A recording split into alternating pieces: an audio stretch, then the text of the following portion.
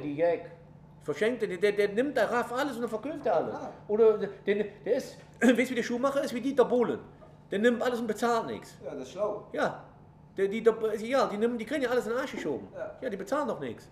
Die hört ja auch, die haben den Namen Ist so. verstanden. Das reicht. Meinst du so Dieter Bohlen, so ein Schuhmacher wird irgendwas bezahlen? Die lassen nicht alles bezahlen. Ja. Ne?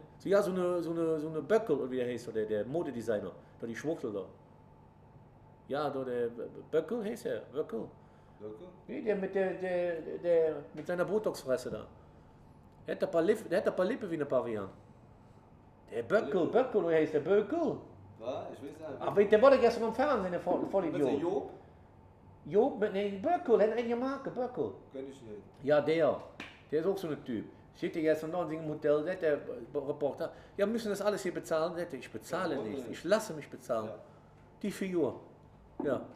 Hat sich noch ein Champagnerflash da bestellt, die steht da rum. Die dürfte wahrscheinlich, den schiebt sich an, schießt eine Arsch rein. Ja, klar. Keine Ahnung. Da passt ja noch nicht hoch, rein.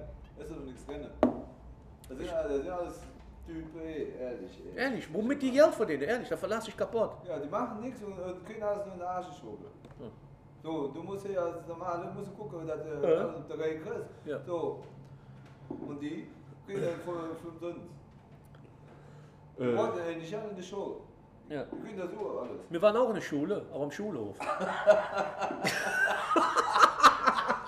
Was auch in der Schule? Ja, klar. Ja. Ich war der Beste. Ja? Schulhauswärter. Oh, der lange Maß, ne? Fei. Sally up, I bring Sally down. Last done start, gotta tell the ground.